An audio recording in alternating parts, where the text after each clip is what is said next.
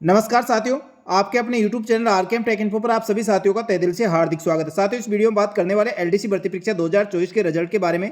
साथ ही इसमें दिव्यांगजन अभ्यर्थियों को टाइपिंग टेस्ट कैसे होगी, या टाइपिंग टेस्ट देना होगा या नहीं, या बिना टाइपिंग टेस्ट के उनको सिलेक्ट किया जाएगा, इस सब के बारे में दोस्तों इस वीडियो में बात करेंगे। साथ ही टाइपिंग टेस्ट कितने नंबर की होगी।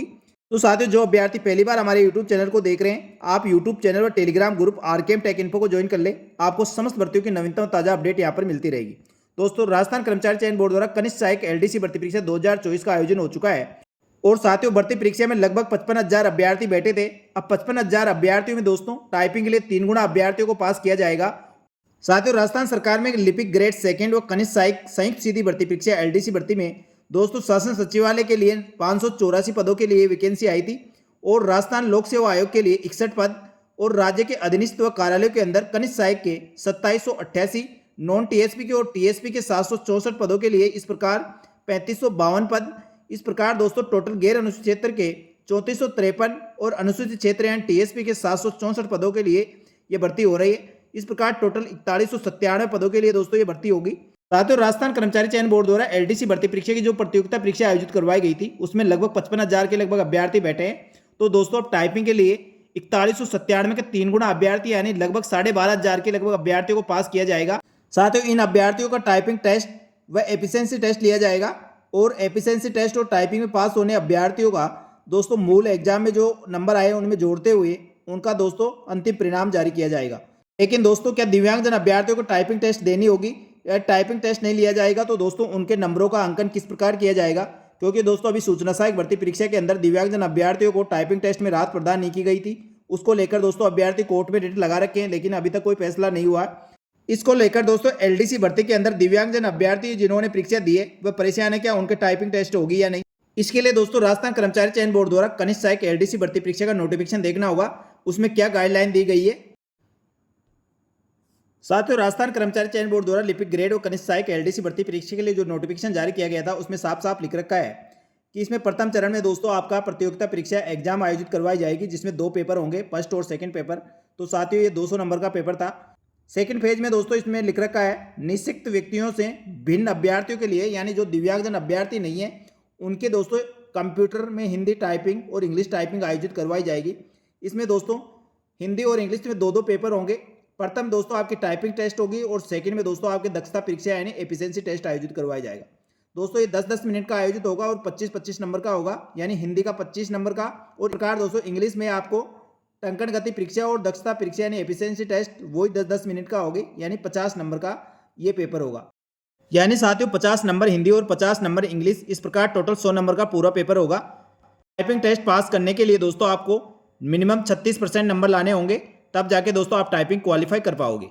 इस प्रकार दोस्तों नोटिफिकेशन में साफ साफ लिख रखा है निःशक्त व्यक्तियों से भिन्न अभ्यर्थियों के लिए टाइपिंग टेस्ट होगी, यानी दिव्यांगजन अभ्यर्थियों की टाइपिंग टेस्ट नहीं होगी।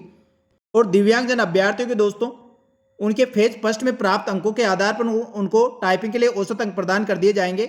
और इस प्रकार दोस्तों आपके मूल एग्जाम के अंदर जो नंबर आए हैं उसमें औसत अंक जोड़ते हुए आपके मेरिट निकाली जाएगी। साथ ही इसी के अंदर सेकंड पॉइंट में लिख रखा है निःशक्त व्यक्तियों को उनके द्वारा फेज फर्स्ट में प्राप्त औसत अंक दिए जाएंगे, यानी दोस्तों उनकी टाइपिंग टेस्ट नहीं होगा। इसमें बिल्कुल साफ साफ लिख रखा है। वैसे दोस्तों सूचना सहायक में इस प्रकार नहीं लिखा हुआ था। तो दोस्तों इससे स्पष्ट हो गया कि आपके जो एलडीसी भर्ती के अंदर जो दिव्यांगजन अभ्यर्थी उनकी टाइपिंग टेस्ट नहीं होगी। आपके दोस्तों जो मूल एग्जाम के अंदर जितने नंबर आए होंगे उसके हिसाब से दोस्तों आपके औसत अंक आपको इसमें प्रदान किए जाएंगे और उस प्रकार दोस्तों आपके अंकों की गणना करते हुए इसका फाइनल रिजल्ट जारी किया जाएगा। साथ ही नोटिफिकेशन में टाइपिंग के बाद इसका स्पष्टीकरण भी दिया गया है, वो इस प्रकार है। निःशक्त व्यक्ति ऐसे व्यक्ति अभिप्रेत है जो राजस्थान दिव्यांगजन अधिकार अधिनियम 2018 के उपबंधों के अधीन लिपिक ग्रेड सेकंड कनिष्ठ सहायक पद के नियुक्ति के लिए पात्र है, यानी जो दिव्यांगजन अभ्यर्थी सामाजिक न्याय अधिकारिता विभाग द्वारा जो क्राइटेरिया निश्चित किया गया उसके अंदर 40% विकलांगता होनी आवश्यक है। नंबर 2, इस प्रकार निःशक्त होने के प्रमाण स्वरूप अभ्यर्थी से परीक्षा में उपस्थित होने के लिए बोर्ड को आवेदन प्रस्तुत करने के समय ऐसे अधिकारी जो मुख्य चिकित्सा एवं स्वास्थ्य अधिकारी रैंक से नीचे का न हो द्वारा आपको जारी प्रमाण पत्र प्रस्तुत करने की अपेक्षा की जाएगी। यानी दोस्तों आप जब टाइपिंग देने जाओगे तो आपकी टाइपिंग नहीं होगी, लेकिन दोस्तों आपको एक एप्लीकेशन देनी होगी। एप्लीकेशन के साथ आपको मुख्य चिकित्सा और स्वास्थ्य अधिकारी रैंक के अधिकारी से जारी स्वास्थ्य प्रमाण पत्र देना होगा और उसी के साथ दोस्तों आपका जो डिसेबिलिटी वाला प्रमाण पत्र है वो लगाकर वो देना होगा, जिससे आपकी टाइपिंग टेस्ट नहीं होगी और आपको दिव्यांगजन अभ्यर्थी मानते हुए दोस्तों आगे के चरण में शामिल कर लिया जाएगा।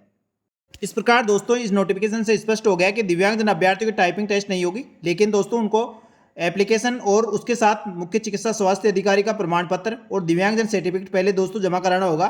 उसके बाद दोस्तों आपको आगे के चरण में शामिल करते हुए मुख्य परीक्षा में प्राप्त अंकों के आधार पर दोस्तों टाइपिंग के लिए औसत अंक प्रदान किए जाएंगे और उसके आधार पर दोस्तों सभी अभ्यर्थियों का जो फर्स्ट पेपर और सेकंड पेपर में प्राप्त अंकों के आधार पर फाइनल रिजल्ट जारी किया जाएगा।